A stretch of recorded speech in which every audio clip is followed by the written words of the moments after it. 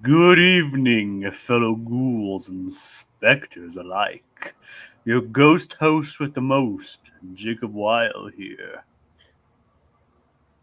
And Blue Dragon 5, here to engage in some haunted holiday hijinks by trudging through the catacombs and dusting off the cobwebs to recount a spooky selection of Halloween classics. So light the jack-o'-lanterns, suit up, and grab the candy dish as we revive and recount tonight's spooky selection. SpongeBob SquarePants, Nasty Patty.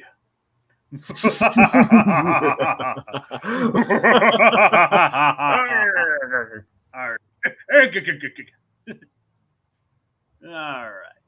So yeah, it's almost become like not in tradition, but like almost common to do a SpongeBob episode during Haunted Holiday Hijinks.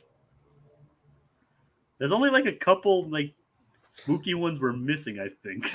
Yeah, there's a few slots in the old bingo card left. I mean, like I don't think we've done. Like I was actually rewatching when we did Graveyard Shift. Mm-hmm.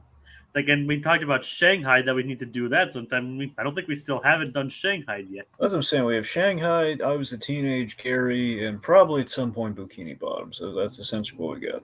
I'm surprised you guys haven't covered Teenage Gary yet, considering you guys. I know. Covered... I could have sworn that we did, but apparently we didn't. So that one that kind of slipped through the cracks. I mean, to be fair, the priority from that one obviously is Scaredy Pants. Yeah, that's what I'm saying. That was the first one we started with, and then Tiki wanted to do Graveyard Shift. And Nasty Patty probably entered the conversation, but now here we are. It's kind of funny considering this episode isn't exactly like straight up horror or Halloween theme, just more kind of morbid. Would you use morbid to describe this episode? Well, I mean, yeah, it's definitely there's like a macabre sense of humor here. It's basically on a kids show. We're brandishing what's assumed to be a corpse. So yeah, it's pretty dark. Yep, we actually have some comments. It's like, oh goody. We have Z and Kids saying, maybe it's me, but I don't think I see this one talked about as much as among SpongeBob's all-time great spooky episodes. Pretty much what we just talked about. Overshadowed by Graveyard Shift. Nosferatu always wins. But to be fair, Nosferatu is classic. The Nosferatu gag is a classic SpongeBob gag. I mean, he's flickering the lights on and off. Yep, that lovable scamp. Like, Idiot Box is... I never considered Idiot Box to be like a... Oh, it's like it's the episode it's paired with. Yeah. Never... I mean, I hear some people talk about this one, probably not to the same extent as some other ones, but well, remember, Idiot Box is it also has imagination. Well, that's what I meant, Jacob. It's quoted a lot for imagine. There's a Funko of imagination. So yeah, I think this. So definitely that one gets talked about more than this, and if you talk about like in adjacency to the meme. And like Code Geass, so this is a classic episode, pretty dark but in a funny way. Mm-hmm. Most episodes of the Flying Dutchman could count as Halloween episodes. Well, that's the thing. For example, you have Scaredy Pants and Shanghai, which we mentioned. Those are like the two, the big go-to episodes with Flying Dutchman. Well, Scaredy Pants was the first one to have the Flying Dutchman. Precisely. So we could recount and regale all of the classic spooky episodes of SpongeBob. But we're here for a specific one tonight. And as we mentioned earlier, it's Nasty Patty. So, the episode begins, like, obviously, as the narrator explains, it's a dark and stormy... Hey! What? Like, I was going to go over some nostalgia for the episode a little bit, like a little bit of, like, rudimentary backstory. Okay. Yeah, so just for a little bit of context on SpongeBob here, this is a season 3 episode.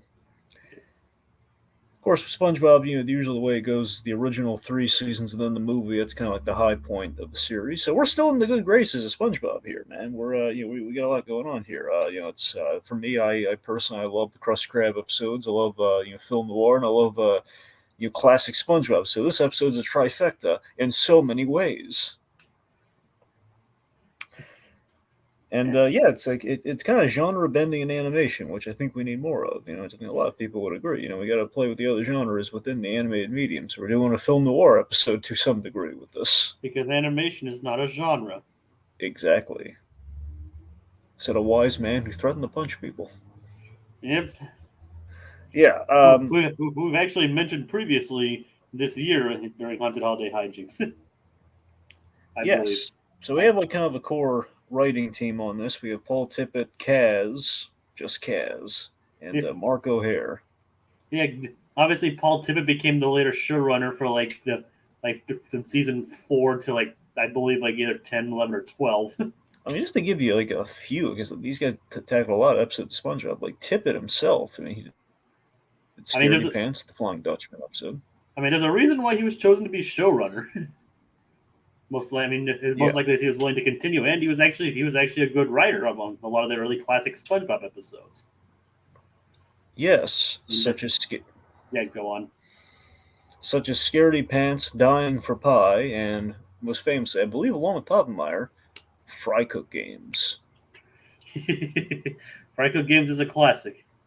Yes, and Kaz, I'm blanking on Mark O'Hare's episodes in particular, but Kaz did a few and far between before they kind of changed over past the season 3 mark, but he did Chocolate with Nuts and Wet Painters. Chocolate with Nuts is a fantastic episode. Exactly, it's the magic of the Kaz. Kaz has made himself really well known in the animation world. He has. I mean, speaking of that, he's written for other stuff like Sponge. Obviously he's written for SpongeBob. But he's also done Camp Lazlo. He's written a lot of Phineas and Ferb episodes. So he's quite well known. Yeah. Okay. So, all that said, let's dive into one of a very famous SpongeBob episode. A lot of people talk about it. Nasty Patty is up there in kind of the heralded episodes of SpongeBob. Yep, it begins in a dark and stormy night, which reminds the narrator of the time SpongeBob and Mr. Krabs thought they killed the health inspector. Now, I can't speak for later SpongeBob because it's kind of like a blind spot, the years later kind of version. I heard it kind of found its way back, but I haven't really done the full binge on it. But from what I understand, this is the only time we've ever seen a dark and stormy night on Bikini Bottom, from the surface looking down. Yeah, I mean, there's obviously been times where we see the island take place at night, but I believe you are correct in that we've never seen it in the stormy sense that we've seen it in this case. Also, fun fact: this was the first episode apparently that Squidward did not feature into a Krusty Krab centric episode. At all, no cameo, nothing. That does kind of make sense. Yeah, I mean, because even episodes where he's they are at the Krusty Krab, even the Bubble Bass episode, he just stands there but doesn't really say anything in that episode. Yeah, well, I mean, in the Pickles episode, he's the interim fry cook. He's got a bit of a role. Yeah, but like I said, I don't think he speaks at all, or if he does, it's only very few lines. It's very few lines he speaks. It's very few lines. Yep, and of course, heck, in that episode, he's just most famous for being thrown out of the way by Bubble Bass. Yep. Z and K goes Shanghai would be interesting to cover since there's 2 different cuts. Technically, there's 3. Yeah, 3. Cuts. That's right. Yeah. Yeah, because there's one where SpongeBob's wish gets granted, which is the one that usually gets aired. Then there's one for Patrick's and Squidward's as well. Yeah. But the episode itself actually takes place during it begins during the day, where it's just Mr. Krabs and SpongeBob. It's a nice juxtaposition, dark and stormy night to it was a nice sunny day. Yep, kind of funny. Squidward must have the day off or something, or I don't know. He's not there.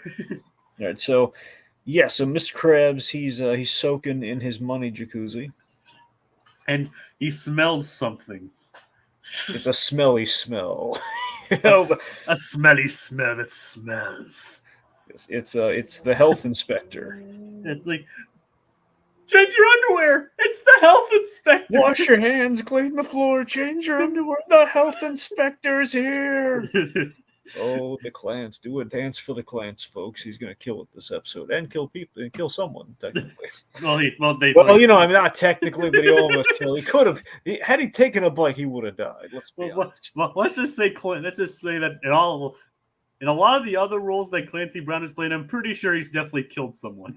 Like, we've established that tainted Krabby Patties have actually proven near lethal in SpongeBob. Like Mr. Krabs, born again Krabs, he took a bite of that Krab Patty and he almost died.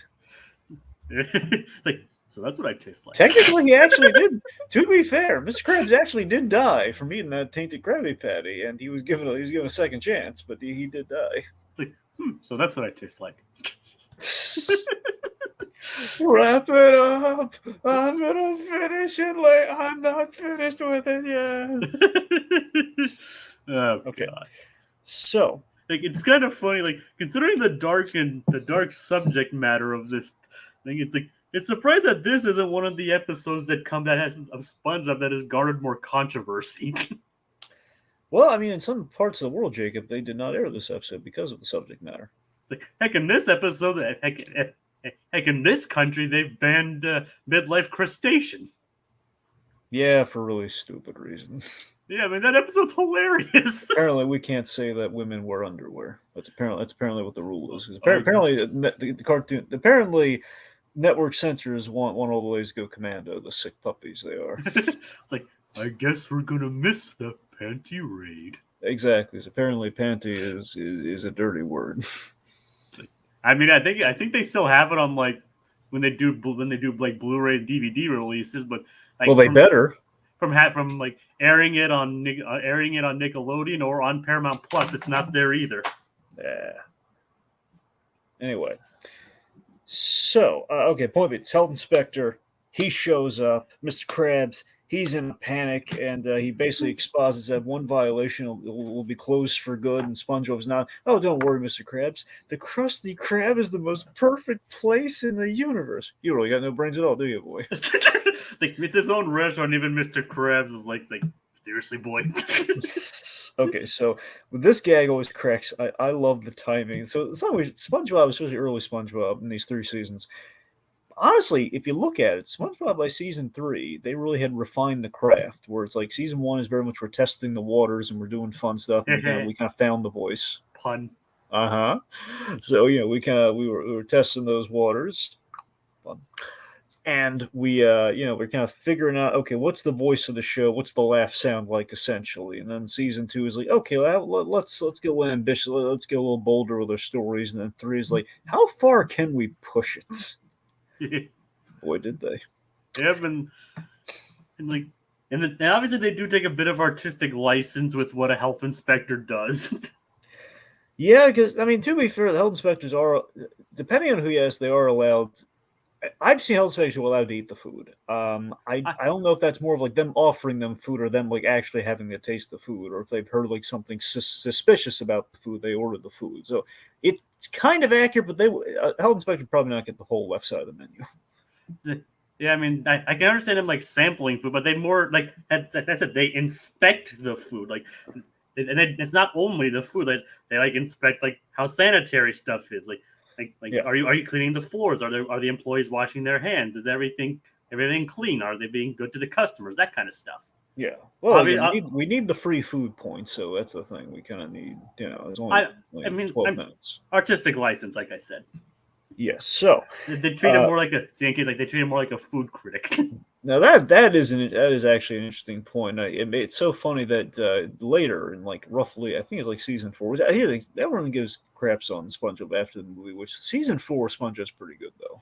I mean, it's obviously not as good as the first 3. Oh, heck no! But it has a lot of like hidden gems in there. And one of them, I believe, is the Gene Shalit episode, which is basically a parody of Gene Charlotte, and it's Gene Scallop. Sorry, Gene Scallop is the fish name. Gene Shalit is the actual comedian's name, and he's the food critic. So they did do a food critic episode, but it really much does feel like, yeah, you're right, Jake. This guy probably should have been the food critic. Like, well, that wasn't me. That was Z&K that said that. Oh, I mean, he said they treated him like a food critic. All right. Okay. Well, thank you. Well, I agree with Z&K then, but yeah. I mean, I just don't want to take credit where it's not due, but and Code Geass just is like, I can understand why they banned it. It's mostly really funny. It's about the stuff at the end is awkward. It's supposed to be awkward and uncomfortable. That's the point. Yeah, it's your beloved. It's the then Mickey Mouse of Nickelodeon, like holding a dead body. Yeah, but then just I think he's talking about the midlife crustacean episode, why it was banned. Oh, right. That's right. I thought you meant yeah. But it's like yes, it's supposed to be awkward, uncomfortable. That's kind of the whole point of it. That's the point of the reveal. And yep, people, like, and the these are thing is, bloomers. This isn't like what we were thinking at all. and the thing is, people actually did do this kind of stuff, so it's not like it doesn't have any basis in reality. I mean, I understand where you're coming from, and I can understand it based on your perspective, but you can always just skip the episode, like put a warning in front of it, not just ban it outright. Precisely. I mean, I think I do like the Muppet thing, where now we have like the little like some things may not have aged well. Be warned. I think I think I have the episode on iTunes, and I can still watch it there. But it just is kind of sad to see that it's like there's just like the Great Snail Race, and that's it. But anyway, look, we can talk about like banned episodes. Did Paramount Plus also remove Sailor Mouth? Now that I think about it, it'd be ridiculous if they did, because it's literally all censored. Yeah, I mean, people did raise a stink about it, though, if you remember. Anyway, and if I can get back on point, I was trying to say get back on your point. Thank you. So we have this great, really well-timed gag here where Miss Krabs says, just lay the charm on him, sweet talk him, and SpongeBob walks out. There's hello there, handsome. We're doomed. I love the timing on we're doomed. And then like the slap, like we're doomed. Yeah, it's like, I mean, that's what he did, like sweet talk him. Yep. So he orders, the health inspector orders the health inspector voiced by the wonderful. I was hoping you would jump into voiced by the wonderful D. Baker. Yep, D. Bradley Baker. Yeah. He's a regular on SpongeBob. He is. So, but yeah, he's great as the health inspector here. So he's just like, well, he orders one of everything. So SpongeBob says he wants one of everything. So and before he's like, excellent choice, my darling. Still with the sweet talk. So Miss Krabs says, we'll give him the smorgasbord. The Krusty Krab depends on. So then we have my favorite music cue in all of SpongeBob, which is used here and then used in the prom episode. Probably used a few other places too. It's the Cha Cha Nova. Wait, that's not it. Wait, that is it. Never mind. I think you were kind of right, but it's kind of hard to tell when it's a hum. Something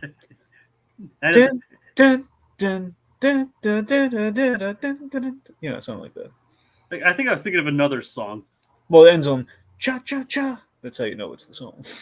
I was thinking of like the one where he's like preparing his tux in that episode. Well, that's the same song. It's the same one. I think it's just a different part of the song. Yeah, you're right. No, it is. Basically, we have the ending of the song here. Where you're right. That's the fuller version. That's with the prom.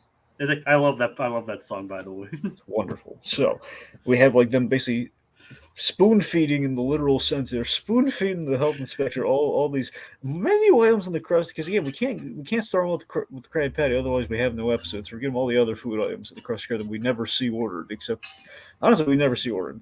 We hear them ordered, we never see them. We have like the crunchy kelp dog, the butter barnacle, the powdered driftwood, the fresh sludge pudding, the diet red tide, and the fried flotsam. This is great bit. Gentleman, as his mouth is full, please leave me to my work in peace. And we have this great button to the scene, literal button to the scene. Clicks the little pen, out comes a fork. This man came for business. I need that pen. Yeah. You can probably get that pen somewhere. I mean, some Etsy or something, they probably make that pen. I don't know. Probably wouldn't be as good as the one he has. Oh, no, it wouldn't. So, did the voluptuous health inspector enjoy his meal? He's still doing the sweet talk. That line still, every time I watch this episode, this episode is very quotable for me. So, like, every time I'm thinking, like, I love his eye opens at the whole voluptuous. Like, hey, call me voluptuous. It's kind of a compliment, I guess. It's like, yeah, it's more like the health inspector's probably just gotten used to the sweet talk at this point. Anyway, so he says he wants a plain Krabby Patty, and then his inspection will be good. This always drove me nuts as a kid, by the way. Give me one plain Krabby Patty, and then the inspection will be complete. So then cut to SpongeBob saying, he says if he gets one more Krabby Patty, he'll pass us for the inspection. As a kid, I'm going, no, SpongeBob, he did not say that. He did not say he was going to pass you. He just said he wanted one Krabby Patty. That was a big leap, my friend. Like, I modified Swiss Army knife, that pen/fork of his. Yeah. That would be kind of cool to have one of those, though. But yeah, that is kind of a leap.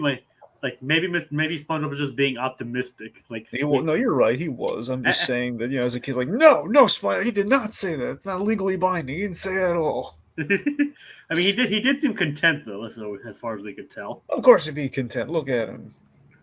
Like his stomach was distended. He gave off a nice healthy belch. The Krabby Patty, the Krabby Patty impressing is it's a safe bet in Bikini Bottom. So SpongeBob had a good base on making that assertion. I'll give you that. Yep. Anyway, so they're in the clear. They're doing the can, which is then interrupted. We have this can to bring you, or end up this dance sequence to bring you a news bulletin. Mr. Lawrence as the news fish. I'm a realistic fish head. I think he has an actual name. You don't happen to know that really. You don't really happen to know that name, do you? Not off the top of my head, no. That's what I'm saying. So kind of a moot point in this context, but still, yes, he does have a name. All right, let's see. So anyway, we have the can's interrupted, and we reveal there is a phony health inspector who's trying to get free food. He's a big fat phony. Yeah, well, in this case, after eating, he kind of is. All right, so Mr. Krabs, he has like this, the clans, man. He's going like free food. He's very upset by this. And we have this great exchange. This is always embedded in my mind here. We should warn him about the phony health inspector. No, you loony loofah! He is the phony health inspector.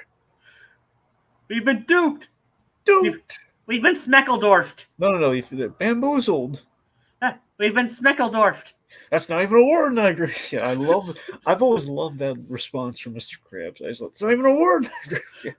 It's like, I mean, it does sound like a counterpart to bamboozled in a way. It does. It's completely silly and farcical, but it's great. Yep. All right, so now Mr. Krabs, he's angry. That Krabs angry is okay. Dance with the crab man, will you? So he grabs that Krabby Patty. Join me, boy, or you're fired. Oh, it doesn't feel right, but it feels so good. It's like Mr. Krabs covers it in hot sauce. He's corrupting the boy. He's corrupt now. Jake, did you do that research I asked you to earlier today? Yes, I did. How hilarious was it?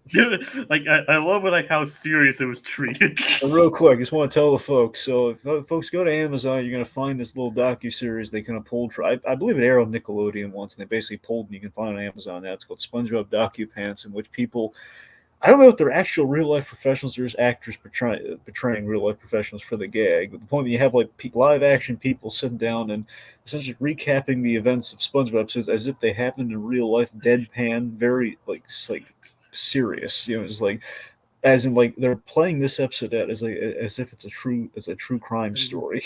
It's like that. And before I get to my point, it's also on Paramount Plus, by the way, as well. Oh, it's on both? Yes. Oh, cool. It's on both. I watched mine on Paramount Plus. Well, it's on both, but yeah. But what I'm saying is like, yeah, the first episode was basically like the rise of a fragment. It's like those inspirational like bring up, fall, rise, fall, then rise again documentaries, like like one of those. But there's a music industry one for band geeks, and then there's like an Olympic one for the Fry Cook Games. Yep, and then there's like I said, this one is presented as like a true crime documentary with true crime documentary. I just recently watched the one about the hash slinging slasher. There's one about that, but still, I just love the idea that it's like Mr. Krabs is basically leading the boy into crime, and like there's like a sympathy for poor SpongeBob, he just got caught up in it. I love how the hash slinging slasher one was whereas this one was, as you mentioned, was portrayed like a true crime story. The hash slinging slasher was portrayed as like this paranormal investigator. Mm-hmm. Yeah. It's fantastic. So you watched them all essentially? No, I only got to the hash slinging slasher one. Well, you can watch them all; they're really good. Like I no doubt that. I just love how there's like these like with absolute seriousness how they treat these things, and it's just that much funnier because of it. Absolutely. So Warp Monarch.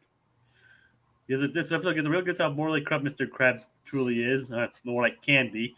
And this episode becomes flanderized. I don't like that term. To the point, plankton might be more justified to ruin crabs. Jay, do you remember what the term flanderized actually is defined as?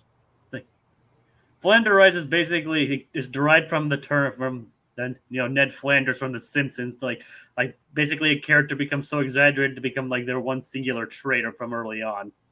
Gotcha. It's like Richard's Victims if like where it was just a funny cartoon. Take it easy. It's just a drawing. Yep, exactly. It's kind of like how Pat like for example, Mr. Krabs became more greedy as he goes on. SpongeBob became more of a whiny crybaby. Patrick became even more dumb and malicious. That kind of thing.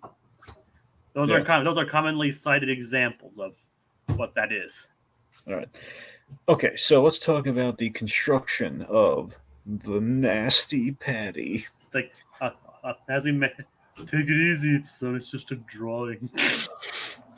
Okay, so we have hot sauce. We have seahorse radish.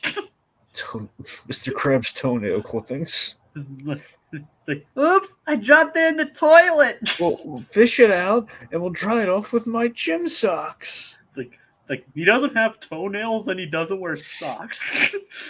Doesn't even have feet. He has like the little like peg leg crustacean legs.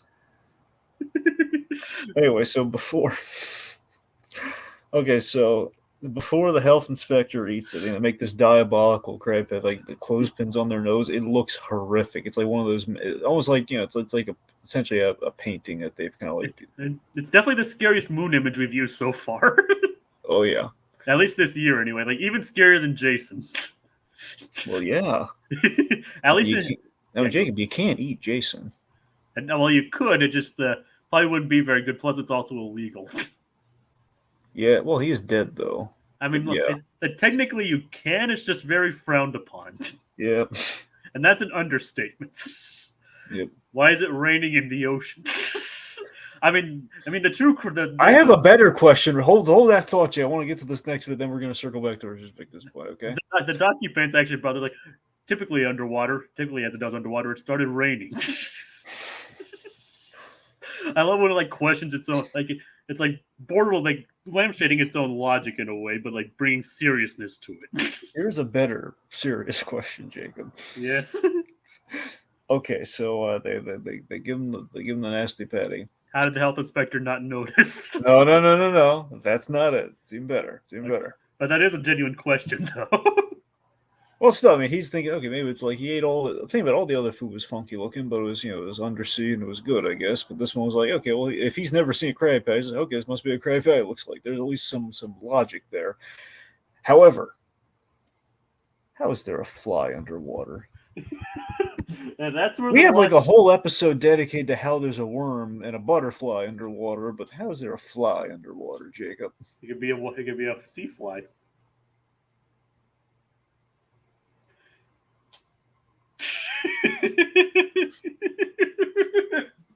Dragon, is that really where you're drawing the line with the logic in this show?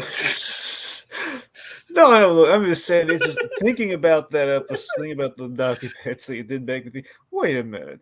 Not only do we have rain underwater, you have a fly underwater. How the heck is there a fly underwater? I mean, to be fair, I don't think this is the only time we've ever seen flies in this show. Actually, Jacob, I think it actually is the only time we've seen a fly. Is it? Like, I think we might have like seen them. We've had a spider, but not a fly. How are they wearing clothes? You know what, Jacob? Actually, thinking about it, every time if we've had stink lines and they've had flies, that's the only time I think we've had a fly. But I think that was just mostly stink lines. I don't think we had flies and stink lines. But okay, ZNK has raised a good point here.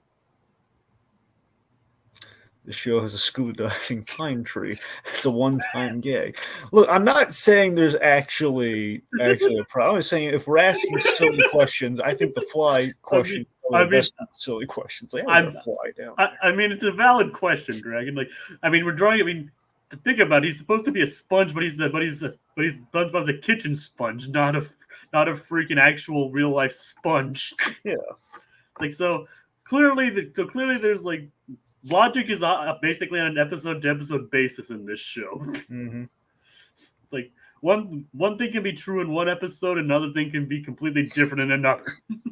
All right. Anyway, if we need the health inspector to choke on something that isn't the patty, a fly works. Okay, so he chokes, and I like you can kind of see the strings there. Of like, okay, we can't have him bite into the thing, or else he actually will die, like we've established, Mr. Krabs. He's gonna die. We can't have that.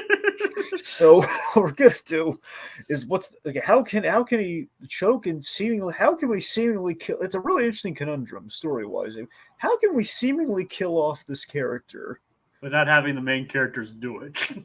and also have our characters? Because that's the thing. The big buy of this episode in the best of ways. Okay, network standards and practices. Okay, we can't have cartoon characters on Saturday morning show haul around a dead body Weekend at Bernie style, who's actually dead. So we need to come up with like a fill-in for that. Okay, we need to get out of jail free card. One for likability of the characters, and two, so we don't traumatize the youth of America. So what we're gonna do, and probably Canada too. But let's just focus on the youth of America. And Zinke was just joking either way. Sure, but still, I love the idea that it's like he's okay, so he's gonna get knocked out, but not just knocked. He's gonna get knocked out a lot. It's like I like that they're making sure they hit the button just to make sure we don't traumatize kids. Okay, kids, he's still alive, and we're gonna show you that he's gonna wake up, and then we're gonna hit him. So it's what's more brutal, Jake? It's the fact that we keep giving this man potentially brain damage, or that we actually kill him off. Like, what's the more merciful fate here? Do you think? I don't know. I mean, remember the rules, Dragon. I mean, remember like a lot of even the stuff in like Batman the animated series, like network mandates actually like led them to like create something technically following the rules, but made it much worse. Yeah, it's like Joker can't kill people, but we can horrifically scar them for life with Joker gas and give them smiles and grins and laughs. It's like, yep, doesn't kill anyone, but I mean, technically they said it made things more effective in a way. So I guess they kind of operate too like this. And it's a cartoon, so it's more of like a gag-driven cartoon, obviously, than Batman. But the example still stands. I'm looking at you, horrific scene from Phantasm with Arthur Reeves. I mean, did they have like they didn't have the same restrictions for? No, they did. I was just going. It's a good example of the Joker toxin, but no, you're right. That they did have loose. They did not have the restrictions on Phantasm, which was very refreshing. Well, like Batman was actually allowed to like physically be seen punching somebody. Yeah, he can full on punch people, and we could have broken glass, and we could have blood, and we could, et cetera, et cetera. We were able to get away pretty much. We handguns without any, like, it's not a freeze gun, it's not Tommy gun. We actually have full on handguns. Then Kids WB got a hold of things, and it's like, even though we're called Kids WB, we can be as brutal as we want. They God the things they do. It's twisted. Was there actually blood in Phantasm? Yeah. No, I don't remember. I don't actually remember. No, there's definitely blood in Phantasm. Yeah. One of my favorite Batman moments my favorite injured Batman moment ever is in Phantasm. It's when he, the big explosion happens when the SWAT guys shoot the canisters, and we have like Batman with that head wound, and we have the bit where he touches his forehead with the two fingers, and then we rack focus and we see the blood on his finger. Like, I love that moment. I rewatched Phantasm recently. I don't remember the blood. Oh yeah. Anywho. But yeah, either way, like, so as you mentioned, I don't know which one would be worse. Like, he's probably this health inspector will probably recover. It might just take a while. A lot of therapy. And they hold me around like I was in and out of consciousness, and I had such an out of body experience. Save it for the gritty reboot, Dragon. We don't have a gritty reboot for SpongeBob though. I know, I'm making a joke. Anyway, but so this episode is all gritty reboot. Yeah, you're right. We literally did all the gritty reboot in this one. It's like, yeah, I mean, this is pretty much as dark as like a plot as this show has ever done in a way. Anyways, the point being, man chokes on a fly. He's knocked out. He's stumbling around. He falls, and our beloved cartoon characters are laughing at his misfortune. A man choking to death in a restaurant, not giving him the Heimlich maneuver. And fortunately, there's no other customers there either. You know what's funny? That's an inconsistency, actually. Think about it. We had that great gag where there's kind of a nice satirical joke. We always kind of make those judgment calls after we hear something like, like he's a phony health inspector. And now they were all loving and kind of folksy and sweet talking the guy. And they're like, I bet he It's whale bubbles. Bites whale bubbles, which I'm surprised Mr. Krabs did not take offense to, but still, it's just his dog. Betty, I bet he bites whale bubbles. Boy, watch where you're going with that. Exactly. And on the flip side, stuff like I bet his mom bought him that hat. I mean, it's a nice hat though. No, it is. But that's they're saying like he has a nice hat. I bet he didn't buy that hat. I bet he can't afford that hat. His mom probably bought him that nice hat. So the fact is, it's just we have that, and in that scene, you'll notice there's a customer in the background. Well, Yet maybe conveniently, all gone. it's like maybe it left in the interim. It did take him time to make the nasty pass to Jake. Actually, you're right. That's probably what happened. Like, we have a take from Code Geass here.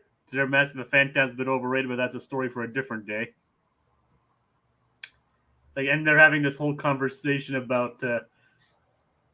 I don't even want to get into some of this stuff. Anyway, so point being, we've killed a man. Oh, Seemingly. Mama, I killed a man. So it's like, well, they think so anyway. It's like, well, before they actually confirm the kill, they see like, we interrupt this laughter at other people's expense for this news bulletin. We've caught the phone. The phony health inspector has been caught. So if he's not this guy, he's real. It's like no, I'll make. And then it's like,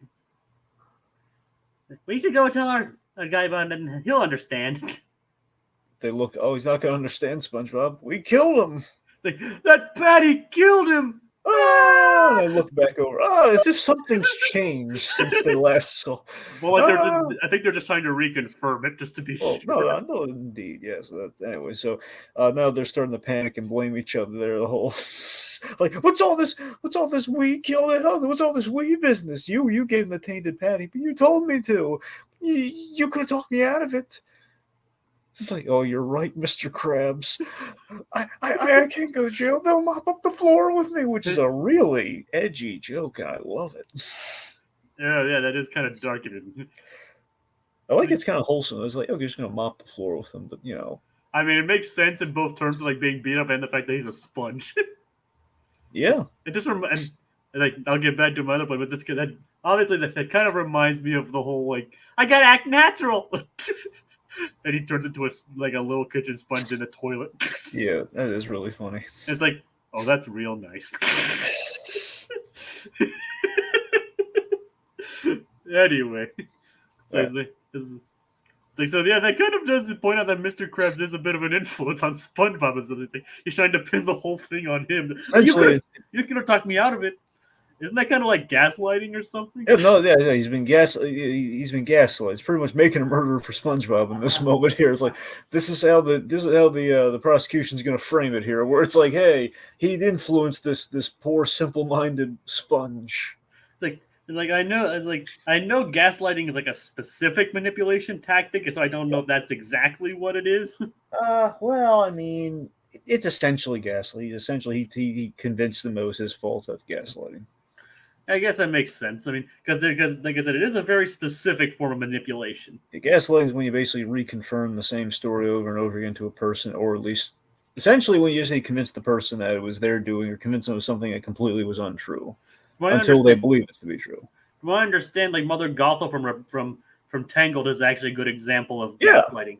Oh, that's accurate. Yeah, and she's like one of the most. That's why she's like considered like one of the most realistic Disney villains in a way. Yeah, a real nice design. Yeah, she is she is nice. Well, she isn't nice, but no, she's not nice at all, Jacob. I mean, that's the whole point of the movie. She's not a nice lady. Nice on the outside, not so much on the inside. Yes.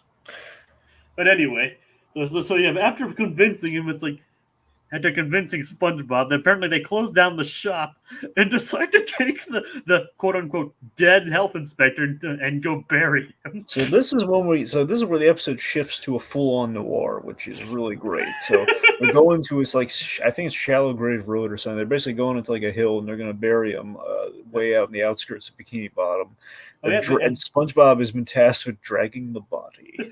Oh, we have some confirmation. It's not really gaslighting, because gaslighting is when you try to convince the person is crazy for thinking something that is true. Or at least that's how I remember it being explained. I mean, I don't. Yeah, you're convincing. I'm saying still convincing is something that's not true, but you're right. Convincing that they're crazy, or that they didn't see what they saw, or that basically convincing someone that the thing they think is happening is not in fact happening. So maybe Mother Gothel is not. like verbatim gaslighting in that context, but I mean it's about the same thing. It's still whatever she's doing. It's still like a form of emotional manipulation. There you go. It's an emotional manipulation, but it's in the ballpark of gaslighting. It's in the vicinity. I mean, there's like I don't think there's like any one tried and like this is like specific way to gaslight someone, but I'm not. Then again, I'm not sure. But either way, gaslighting's like someone has gone through a trauma, and you're just like, hey, it was the sky it was dark that night. What you saw, something like that. It's like, and he's like, I love the disinfectant spray. Hangs out frantic. He's using it. Yes, so SpongeBob is tasked with carrying the body. He's very like, oh, it's so icky and corpsey. He's spraying him. He's then carrying the little tissue that he pulls out. Well, I mean, to be fair, I don't blame SpongeBob in this case. I do not blame him either. I mean, I've never dug a corpse or dragged a corpse to be buried anywhere or anything. It's not great. But obviously, you have personal experience then. Well, technically yes, but not to a grave. But it's not pretty. Anyway, so I won't pry for details. Point being, Rosemary's Baby is actually a perfect example of gaslighting. There you go. Like I haven't actually seen that. I know it's on my watch list though. All right. So they're digging a hole, and while they're digging a hole, SpongeBob says, "There's this big rock," and then it reveals the health inspector is actually alive. Yep, thank goodness. So he wakes up, and then it's amazing though that for a moment. Oh, we actually forgot to mention earlier. We actually see the fly come out of his mouth. Now that's a thing. So we hear him groan. So the fly leaves, and we hear him groan. So that's actually how we communicate to the audience. Okay, so he's probably not dead, and that confirms. Oh, he's definitely not dead. But then we hit him on the head again. It's like and then it's like there's this big rock in the way. Another inconsistent thing: SpongeBob's strength. Like in other episodes, he's barely able to lift like a stick of bamboo with some plush animals on there. Here he's able to lift a shovel and throw a rock out of the crowd. Or like a stick with marshmallows on it.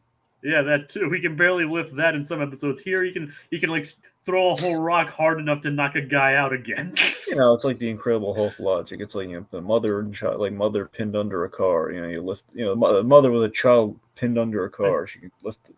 The adrenaline, basically. Yeah, it's the adrenaline in the moment. A lot of panic, a lot of fear. Now that you mentioned that is actually proven to be true. So yeah. Also, it's a cartoon. That probably helps too. I mean, that's like I said. That's the biggest clue. Regardless, Killer Croc approves of this moment because he threw a rock at him. It was a very big rock. It was a big rock. Did we just talk about that yesterday? Yes, we did.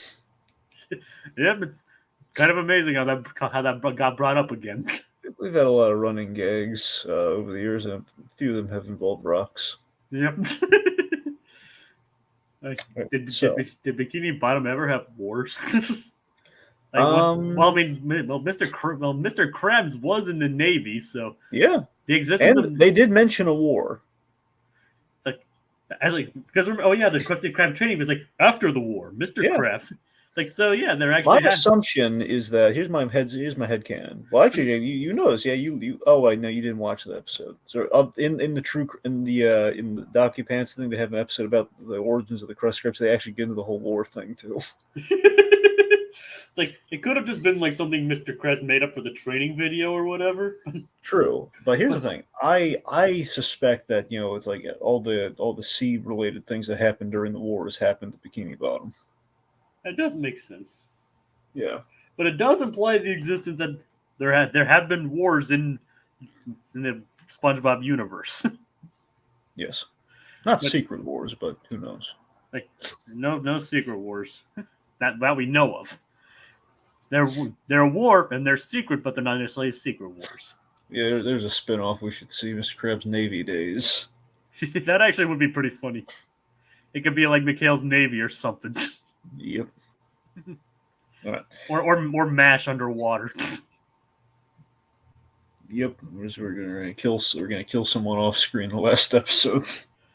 Oh god. The MASH thing. MASH had like a really. You heard about the MASH ending, didn't you?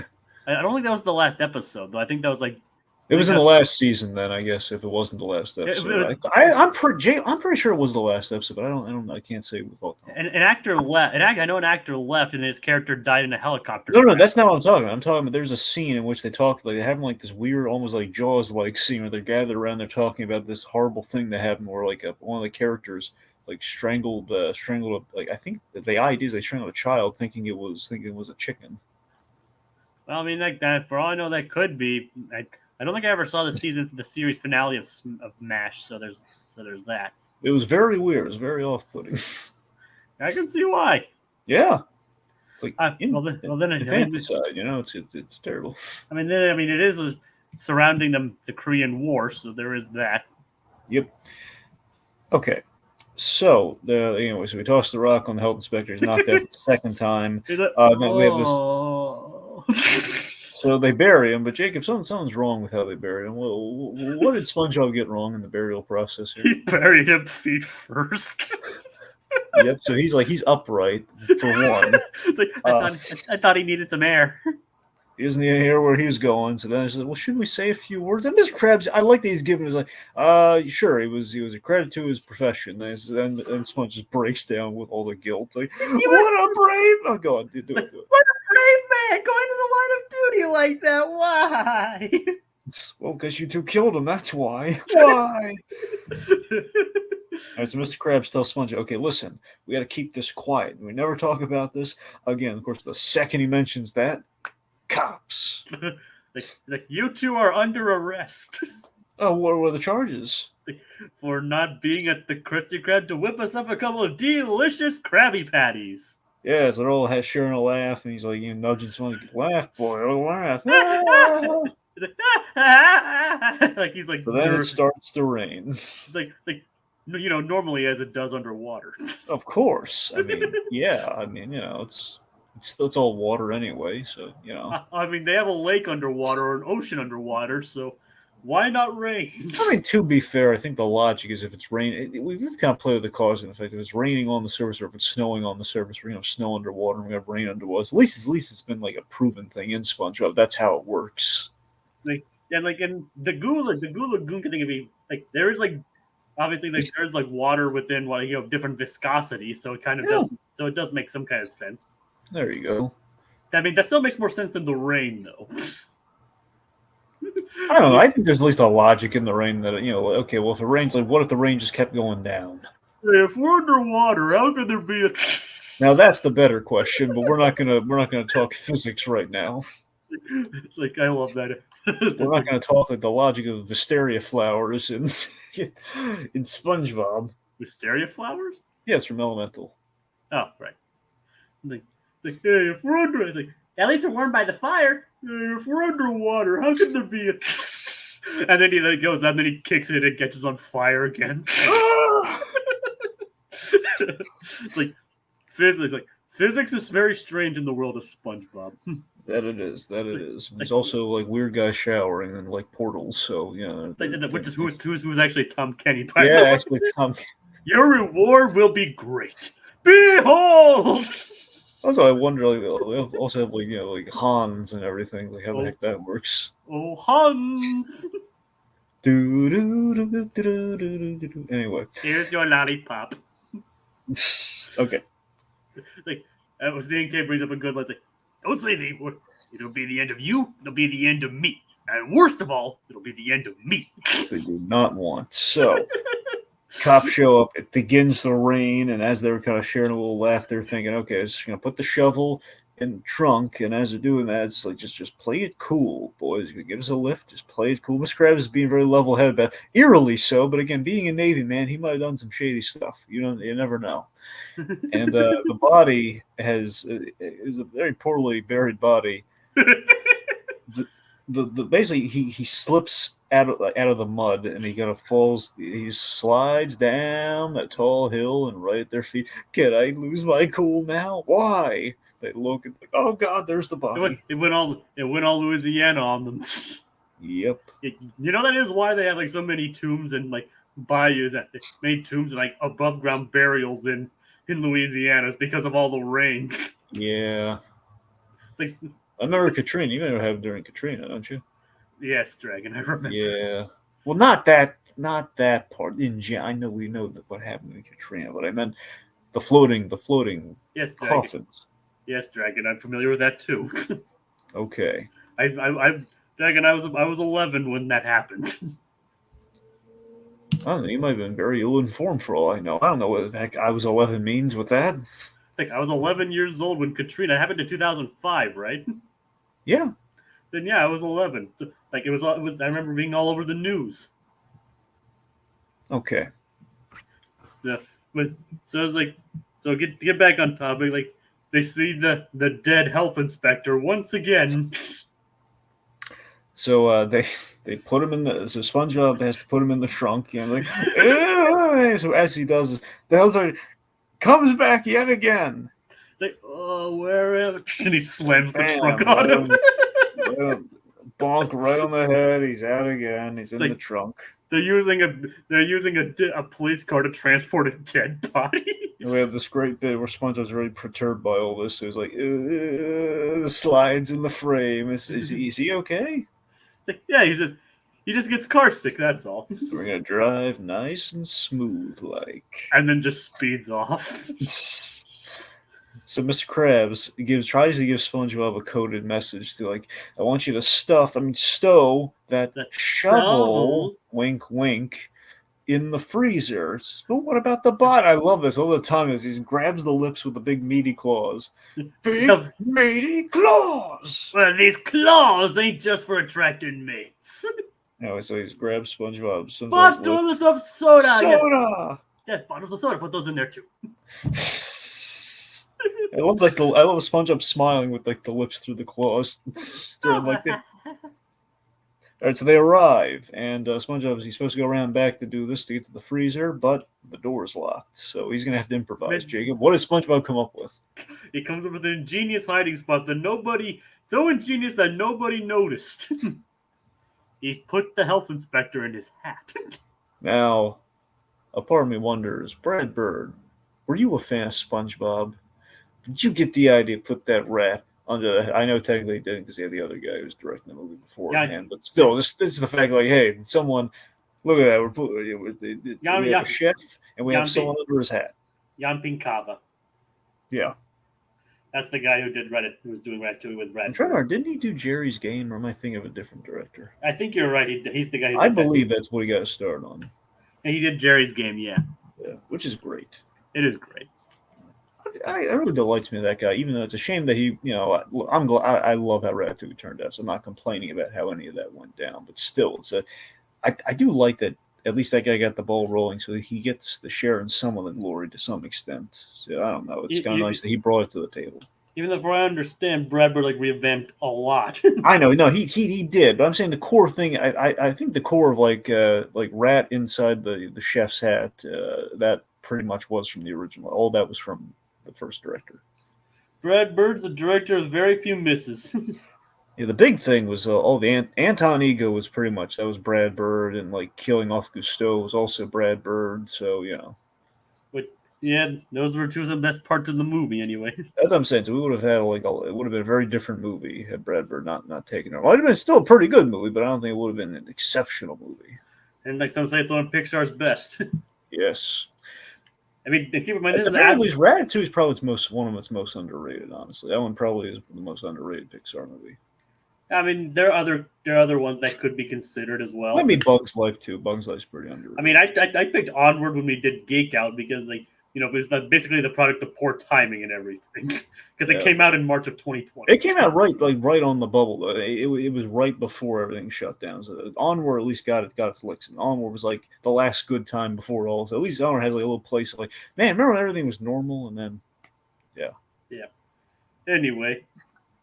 Okay, so SpongeBob with this giant, massive hat on. Yeah, but like nobody ever seems to. They look at it, but they don't seem to question it. Yep, it says, I'm just going to put my hat in the freezer. So he's a real cut up. And they're laughing, and the hat drops, and Mr. Krabs panics, and he's like, oh, I forgot, it's open cash register night. Basically trying to bribe the cops to some degree. Yeah, that's surprising considering Mr. Krabs and like his love of money. Like he was like so willing to avoid like getting caught by the cops. He was willing to give out money. Here's the real question. He's willing to do that to stay out of jail. Do you think he would have sprung for a lawyer to stay out of anything? The question is, would he have cheaped out on a lawyer? Like the real question is, do you think he would have done the same for SpongeBob?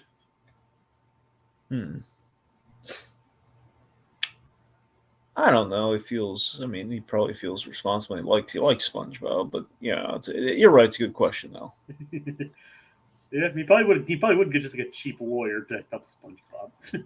Yeah. Well, no, I meant for himself. I know, but I'm like combining our points together. Sure. Okay, so anyways, then a call comes over the radio while SpongeBob is stowing the body. And stowing his hat in the freezer.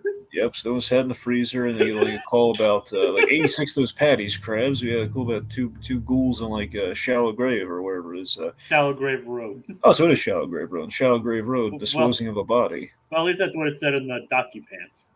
Well, no, that's right. They did their research on it. It's actually correct then, yeah. I made sure they did. I just love the fact that DocuPants is like officially made by Nickelodeon. I love even more so the fact that they called all like the little animation tropes or animation errors like as actual fact. Yeah, what do you mean, like Well, I mean, like they said, like they would call. I'm struggling to think of the exact example, but you'll see it if you go on. Like they will call out like, and it's certain things are in some shots, but they're not in other shots. It's like but they'll talk about like it was an actual phenomenon.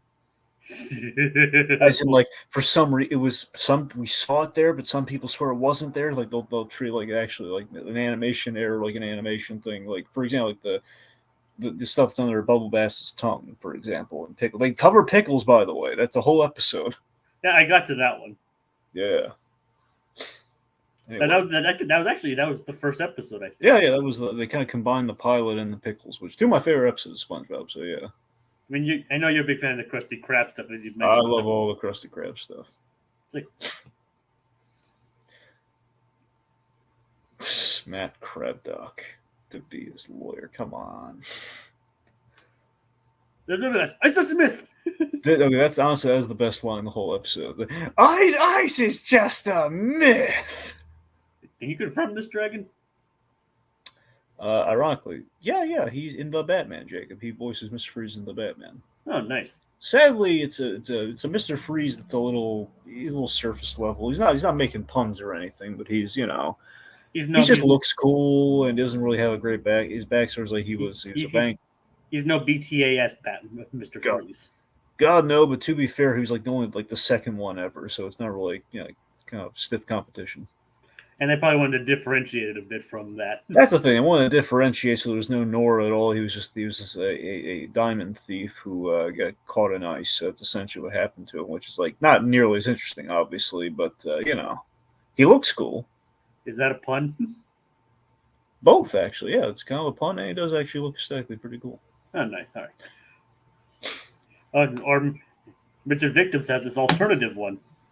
Saul Goldfish. Saul Goldfish probably would have been a better pun. That would have been better, actually. Saul Goodman does have a goldfish in Better Call Saul. So maybe that's Mr. Krabs' lawyer.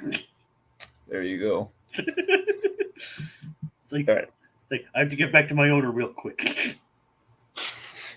And that fish, Jay, was brought to all the illicit illegal activities that Saul Goodman was up to. So that fish does actually have criminal connections. Like that fish has seen things.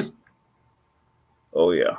That made Mr. Freeze is underrated. I like that he was able to freeze stuff with his hands. That is cool, but that is something in the comics they have kind of adapted to him. Maybe based on the Batman, but it's unclear.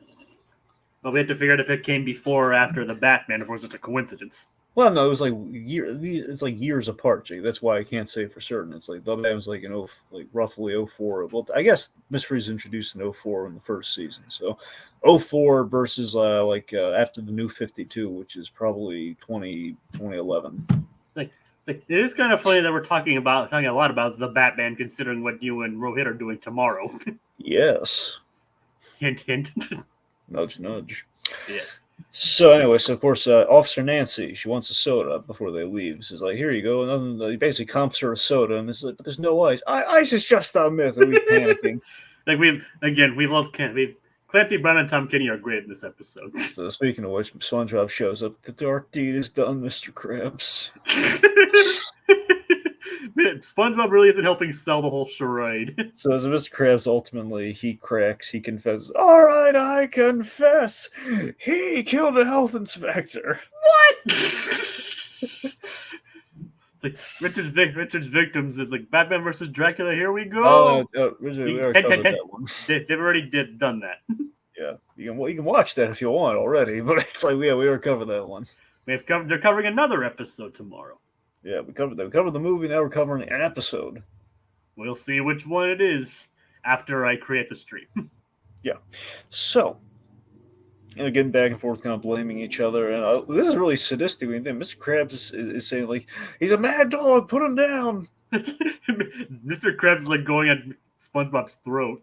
Essentially, kill the sponge. But SpongeBob actually is like kind of firing back a little bit, like it was your idea.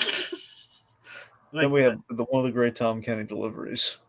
And lay it on me. He wears curlers to bed.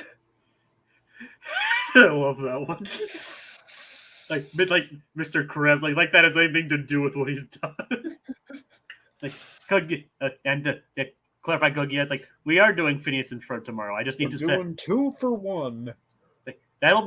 They're doing the Batman stream after we cover Phineas and Ferb. Yeah, we're gonna start with Phineas and Ferb and then the Batman. Yes, you get 2 for the price of 1. Actually, 2 for the price of 2, but two in one day, basically. There you go. Anyway, so I was like, he wears curlers to bed. All right, so Officer Nancy, she opens the fridge, and it's empty. Which I think begs the question: like, where's the ice, man? It's like that is actually a good question. Yeah, which was also brought up in that thing, isn't it? How does SpongeBob know Mr. Krabs wears to be like? Oh, we don't know what SpongeBob does in his spare time. True. Or maybe he's just like gone to Mr. Krabs' house in the middle of the night, trying to bother him, and he's seen Mr. Krabs wearing curlers. I know the answer. It's not a great answer, but I think I know the answer. It's that dream episode of SpongeBob. He's jumping into people's dreams, so he probably was for a brief moment in Mr. Krabs' bedroom. I need to rewatch that to make sure. Okay, I know, and in reality, we didn't see Mr. Krabs at all during that. It's just the fact we saw the little dream bubble outside of his house. He went to the houses, not the bedroom. Did we see Mr. Krabs at the end when they confronted SpongeBob? I think so, but I'm not sure. Because I know all the other characters were there. I don't know if we saw Mr. It makes sense for him to be there, but you're right. Everyone else was indeed there, but I assume Pearl was there. I kind of don't like that ending because everyone's just like, because they're just mean to SpongeBob for being in their dreams. Like, how do they know it was his fault? I don't know why Pearl's upset because he didn't wreck anything in her dreams. He's passed on through.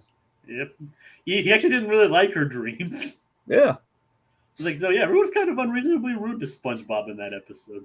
Yeah, and Mr. Krabs has every reason to be upset though, because you get away with the money, and also he technically fired in the dream. Moby Dollar. The Moby Dollar. And Patrick is like, shoot, that was my last quarter. He just sits there for the rest of the dreams. So why would he dream that there's like a little storm drain? I don't know. It's Patrick. Yep. I mean, do we need any other answer besides it's Patrick? Well, Jacob, I'm so glad you asked, because if we're gonna get all Freudian on SpongeBob, the reason there's a storm drain is that Patrick wants an excuse to fail in life. So when the coin slips, he wants to have a very specific reason. The dream is like he wants a free ride, but he's out of quarters. And the reason he's out of quarters is because there's always a reason to kind of hoist the blame onto someone else. Well, that works for me. There you go. That's a good explanation if I've ever heard one. So dream analysis aside here.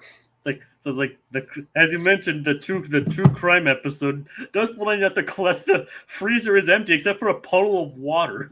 Yeah, that's the sequel. And the funny thing is though, it's a wooded floor. Like usually in my experience, these things usually have like different floors from the rest of the building. Yep. Like because I've worked in a couple of places that have for food storage. Like my first job was was an ice cream place, and then I worked at a Philly place for my second job. Usually the freezers has a bit of a different surface and everything. So, but then again, artistic license. Yep. And again, what do you think it means, Dragon? The fact that there's nothing in there besides a puddle on the ground. I think while the Krusty Krab was abandoned, someone heisted all the ice. An ice heist. Or a heist. Spelled HISED, I'm guessing. Yep. Or HICED. That's the one. Yeah, that's the heist of the century. And also the bottles of soda, apparently too. I would say Plankton. That was Plankton's doing. Unfortunately, couldn't find the formula. Nope. It's like, oh, I can't find the formula. Oh, look at all this ice. Karen, grab the ice. Soda. I'll take all the soda. Let's inconvenience them. Honestly, I wouldn't put it past Plankton. I mean, that does sound like something Plankton would do. Okay, anyway, point being... You used me for dream development. Yep. That wasn't nice. That wasn't nice. Anyway. Okay. So they find the empty freezer, and then they hear a noise coming from behind. Well, before that, they were trying to play it off as a joke. Was this a joke? Yes, a joke. Just what it was. They get up like a zombie and walk away, and they're all laughing off. And then we hear the groan, and we see the silhouette. Oh God, we the audience know better, but they're thinking, oh, he's a zombie. He's covered in like kelp and mud and stuff. And It's the zombie! So then our officers here, they're taking action. They're whacking on the head with an anchor and then a barrel. Let me handle this. And then she hits him again. Die, zombie! Let me handle it. Die, zombie! I rewatched this for the Halloween season. It does remind me of rule number 2 from the Zombieland Survival Guide, which is double tap. Yep, double tap. God, I love that movie. It's so good. Oh, yes. What about the actual movie Zombieland Double Tap? I like that as well, but it's not the original. I don't think I've actually seen the sequel. Double Tap's fine, but it's just not as good as the original. That's the difference. It's good though. I love Zombieland. It's hilarious. Double Tap's a good follow up. It's just it's not like Zombieland's like one of those things where it's a good standalone piece, and technically you don't really need a sequel. But the fact that it's kind of like Men in Black, only we didn't overstay our welcome though. That's the difference. Where it's like we don't need Men in Black 2, but it's kind of fun to have. 1 and Zombieland 2. 1 and 3 are good though. Well, that's the thing. It's like look at Men in Black. Well, you look at Men in Black 1. It's like it's a perfect standalone piece. But I like 3. I really do like 3, and I do like parts of 2. It's like it's kind of nice to have them, but do we need them? Not really. And I know you don't like to talk about international. Well, international doesn't exist as far as I'm concerned. I neuralized myself on that movie. I don't want to talk about it. I don't want to think about it. The classic fandom, I don't like something, so it doesn't exist gag. Well, it's not. Come on. I'm not trying to. No one likes international. I know. I'm just saying, it's just always kind of funny to see these people that in fandoms that don't like something, so they pretend it doesn't exist. Well, the pun too is that we can actually forget about with the neuralizer and Men in Black. So that's kind of most of the gag there, but I know. But either way, it's the health inspector, they realize he's actually alive. We hit him 2 more times, but he's not knocked out. Yeah, we just hit him over the head, so it's just more of kind of police brutality, if anything else. On the risk of MIB International's canon to the trilogy. Oh, come on. Hey, he said it, not me. It's like a little painting. That's all it's really. Come on. And so, at the risk of a net being hit again, I passed that Krusty Krab. Yep. So yay, we passed. So they're gonna celebrate. Krabby Patty's half off. Well, not really.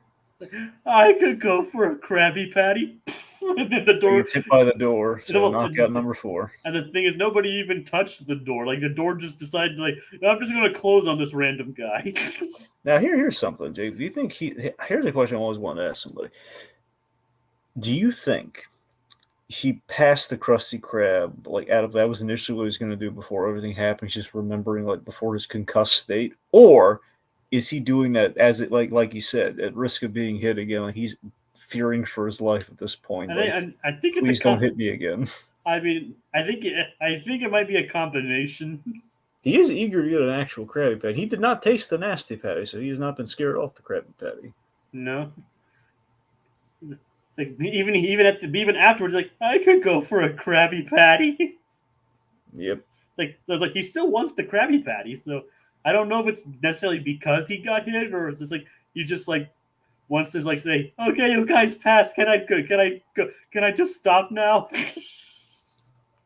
Yep. My mom needs to buy me a new hat. I think he just wants out of the situation at that point. I want to live. I want to be conscious. I mean, to be fair, we can't really blame him, can we? I want my pen that's shaped like a fork. That is a nice. What would that be? Kind of utensil be called? A fork? Maybe a fen. A fen? That works too. It's a fen. A fen, yes. Because there's sporks. Or it's a fenk. Yeah. Say. Richard's victims in agreement with you about MIB International. To be fair, we probably both mind wiped ourselves after seeing that movie. So I haven't actually seen International, and I have no desire to. So good man, good man. Leave it at 3. Leave it at 3. I just hope for an actual 4 someday. I don't think it's in the cards. I mean, I don't either. That's why I said I'm hoping. Yeah. But yes, 3 was great. I like 3. Yep. But anyway, like so yeah, it's like and so everything ends all nicely. Yes, they are all idiots, aren't they? Indeed, they are. And I love it. Like that's the final line of the episode. Like, yes, they are all idiots, aren't they?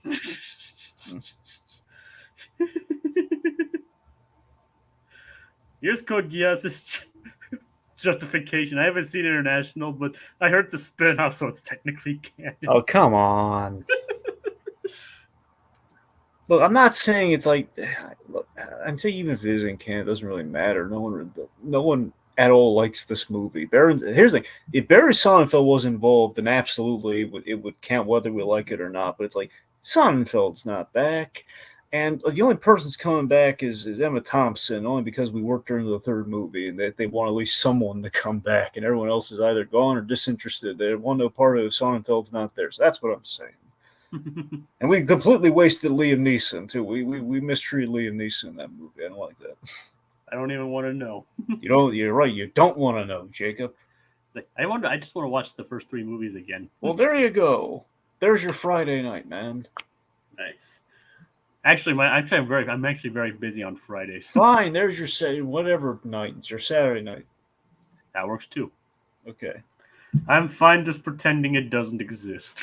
Okay, so we've reached the end. Tim Burton didn't come in for the Flash, but that's canon to Batman '89 and Returns. Well, it depends on who you ask and the way of multiverse. Let's not split hairs on the multiverse. Like we should probably get refocused on ending this episode. Yeah, that's what I'm trying to do. I mean, I am too. I'm just highlighting these comments. That's not helping. I know, but I want to settle. I just want to get these things settled. Anyway, so yeah, it's like so everything ends. The narrator calls everyone stupid, which is basically true in this episode, except probably the health inspectors. I mean, the health inspectors actually. The health inspector is probably the smartest person in this one, even though he, Well, not anymore with all that brain damage. Yep. If you notice, his voice does go up a little bit, and then go up an octave after he got hit. He's like, yes, I'm here to inspect. And at the end, he's like, at the risk of getting hit again. Well, yeah, I mean, Jake, the man's lucky to be alive after all, after being hit on the head brutally 4 times by increasingly heavy objects. The first time he wasn't even hit on the head.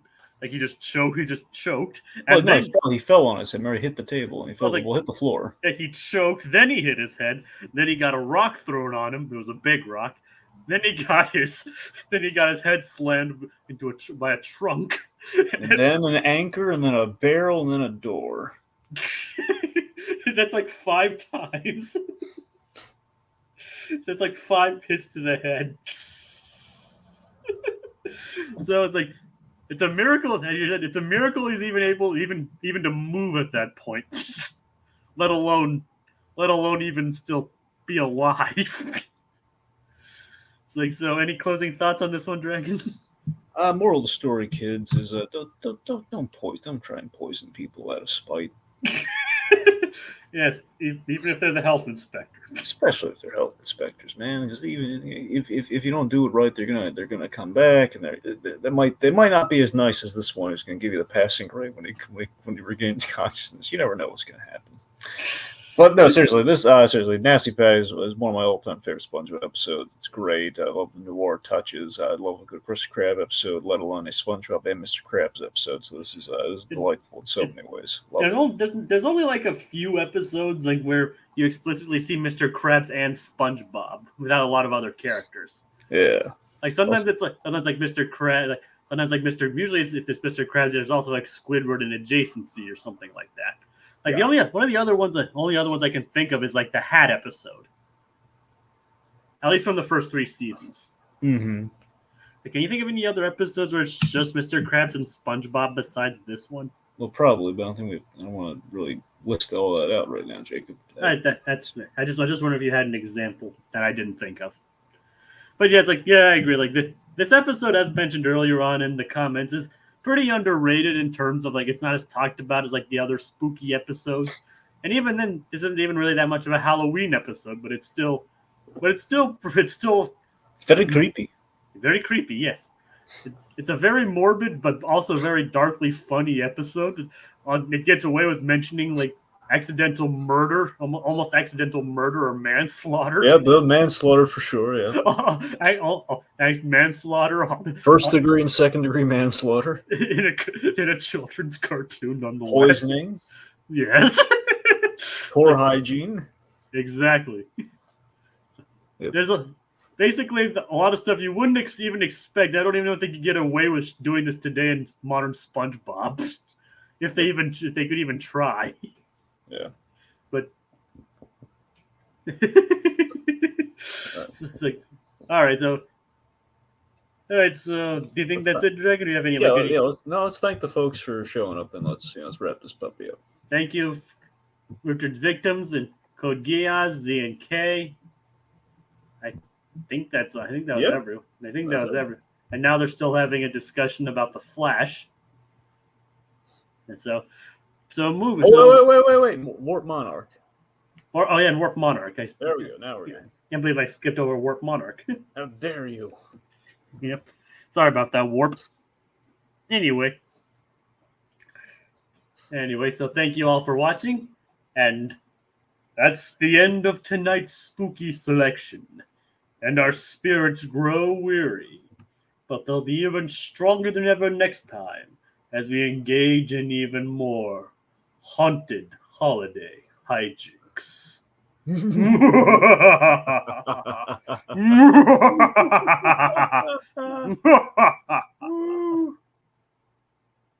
Join me or you're fired.